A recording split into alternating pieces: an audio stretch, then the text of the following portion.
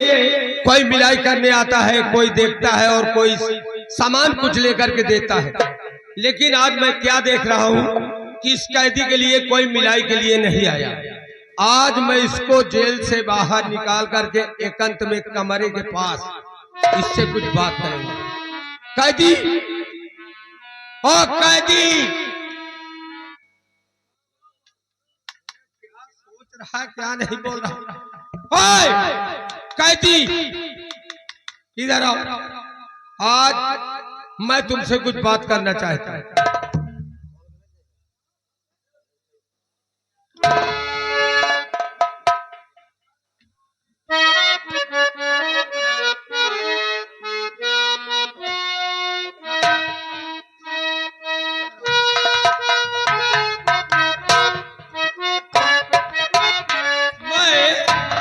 आपसे कुछ बात ये करना चाहता हूं कि बताइए, काफी दिनों से तुम्हारे मिलाई के लिए कोई आया नहीं है और इसी जेल में तुम परेशान रहते हो।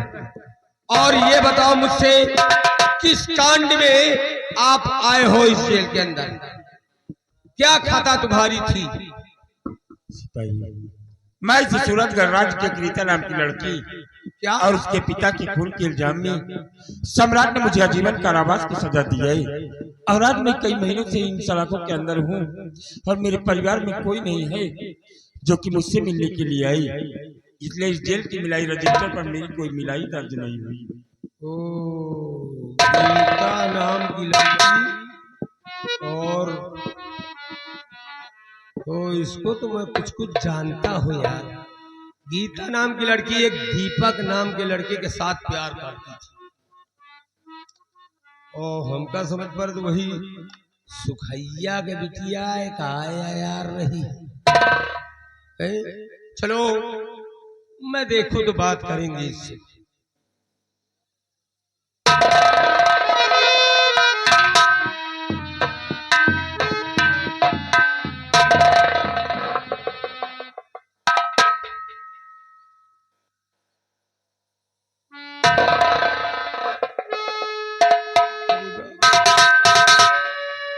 सर साहब,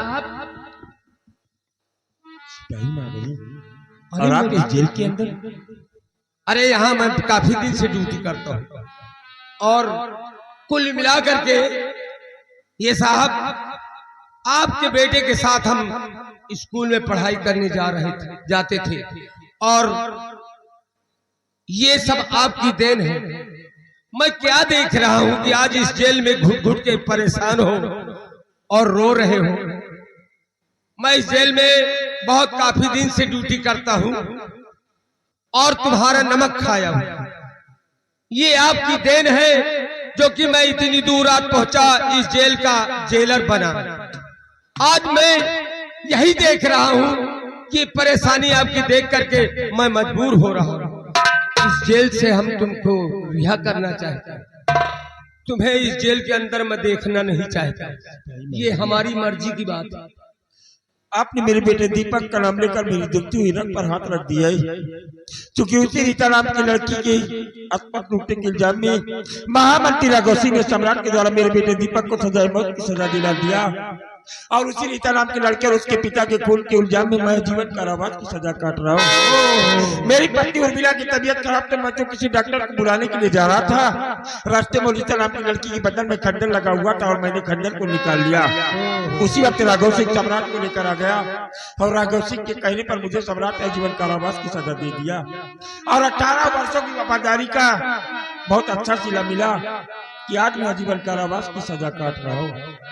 गजब हो गया। इतने साधारण आदमी आप और वफादार थे, लेकिन आपके साथ इतना जुल्म हो रहा था और हुआ, इसीलिए मैं आपका नमक खाया हूँ। हुजूर, तुम मेरे साहब हो और मैं तुमको इस जेल से रिहा करना चाहता हूँ और तुम यहाँ से जा सकते हो अपने बीवी बच्चों से और जाकर के मिले और देखभाल करें।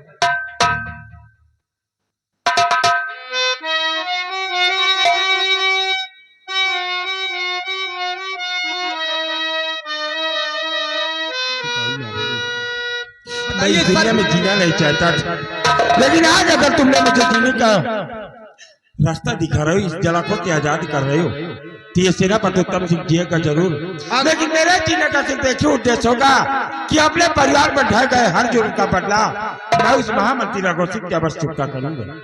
सर, अगर इस जेल से तुम्हें कुछ जरूरत हो तो मैं तुम्हारी मदद करने के लिए तैयार हूँ।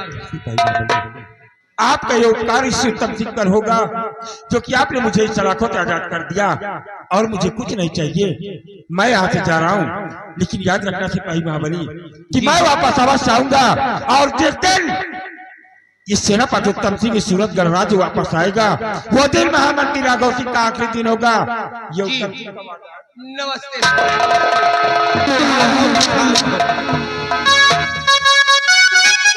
मैंने सेनापति को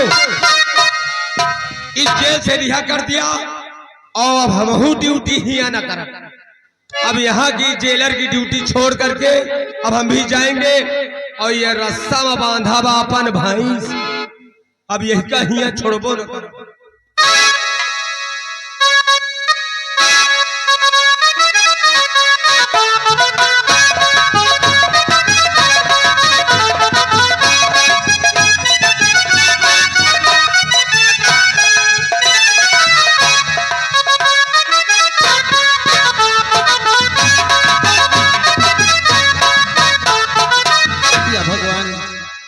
आज पूरे 18 साल बीत गए, मेरे स्वामी जी को उम्र कैद की सजा हो गई, मेरा बेटा दीपक को फांसी दे दी गई। मैं जब भी अपने स्वामी जी से मिलने के लिए जाती हूँ, राघव सिंह मुझे मिलने भी नहीं देता। मैं क्या करूं भगवान, मेरे कुछ समझ में नहीं।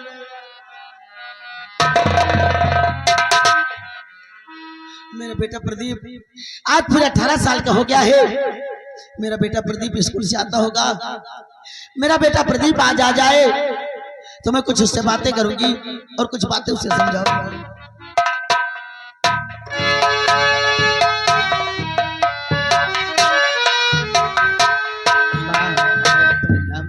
खुश रहो बेटा, आ गया बेटा।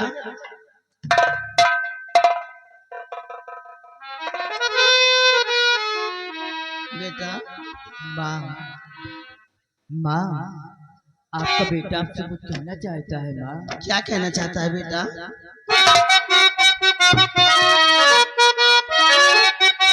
मैया की चरण में मैं झुकाता हूँ सरे, बेटा तुझे सुख शांति का मुझको वरदान है।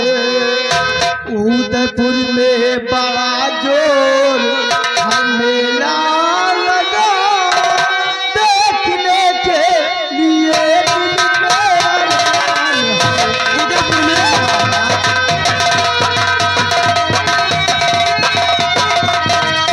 उदयपुर में बड़ा जोर हर मेला लगा, देखने के लिए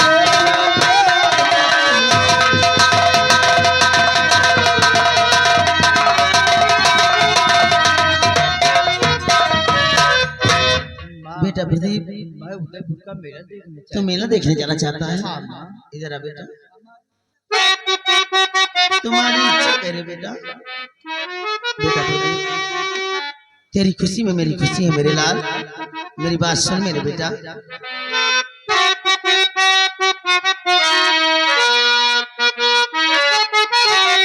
बेटा देती मैं आशीष तुमको सदा, खुश रहो तुम सदा दुनिया में नाम हो, मेरे आंखों के बतिए की तारा हो तुम।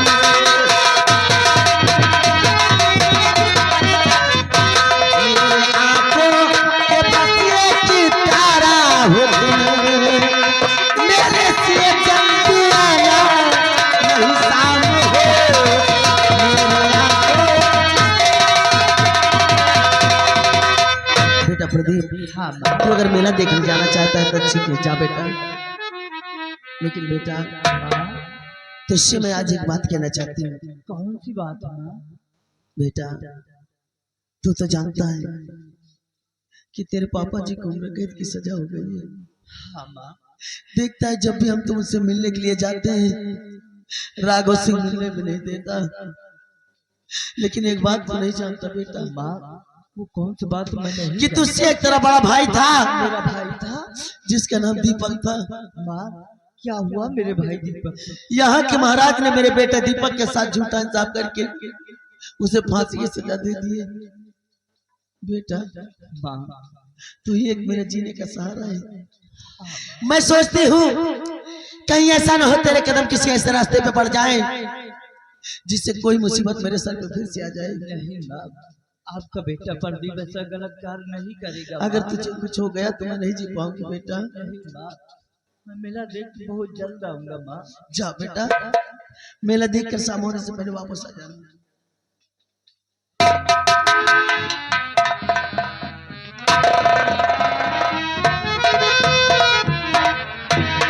या भगवान जब भी मेरा बेटा प्रदीप मेरी आंखों के सामने आता है मुझे मेरे बेटा दीपक की याद आती है। आज अगर मेरा बेटा दीपक भी होता तो दोनों बच्चों के रहते खुशी अपनी छोर होती। भगवान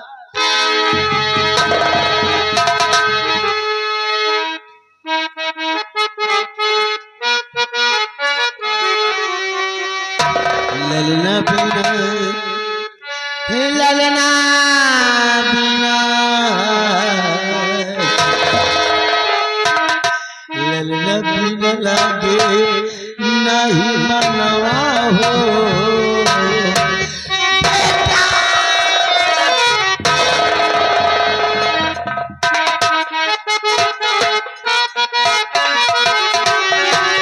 ललना पीना लागे नहीं मनवा हो जिंदगिया में आग लग गए। ललना लागे नहीं मनवा हो जिंदगिया में आग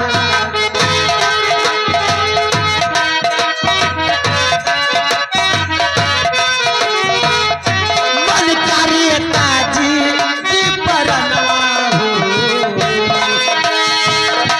मन करे ताजी परनवा हो जिंदगिया में आग लग गई।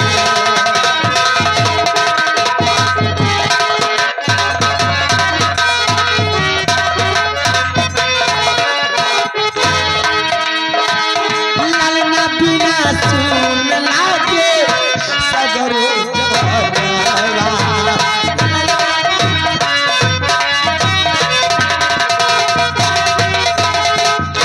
मन कार्य माहुर आके तजदी पराना।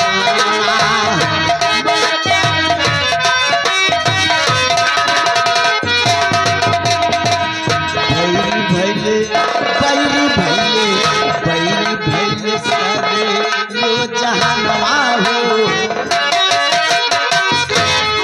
बैरी भैले सारे लो जहानवा हो जिंदगिया में आग लग गए।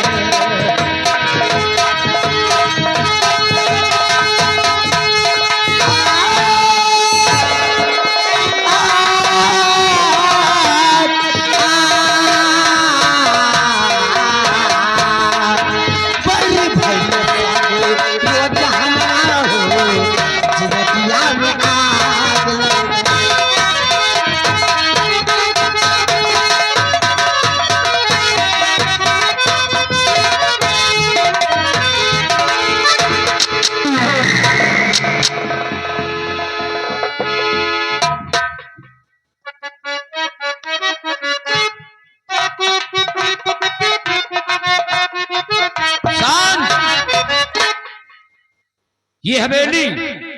ये हवेली और ये बंगला जो आप लोग देख रहे हैं ये किसी और की नहीं, यहाँ के जमींदार हमारे बाबू साहब मंत्री राघव सिंह की है। मैं वहां का नौकर हूँ। अब हमारे मालिक के आने का समय हो गया है और इसी बंगले पर बैठकर अपने बाबू साहब के आने का इंतजार करते हैं।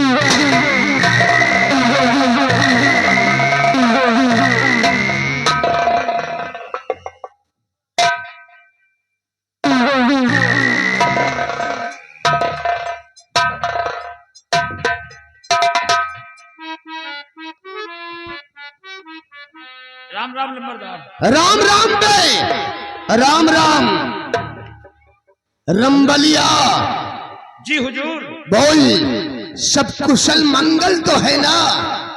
हाँ कुशल मंगल तो है, लेकिन हम देख रहे हैं ये बंगला, ये दुल्हन की भांति सजाया क्यों गया है? ओ, ये जगह जगह लाइट क्यों लगी हुई है?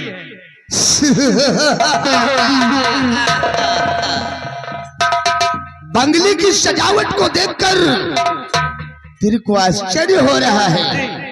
रंबलिया, तू जानना चाहता है कि आज हम शाही दरबार न जाकर अपने बंगले की तरफ क्यों आए हैं और ये हमारा बंगला दुल्हन की भांति सजाया क्यों गया है?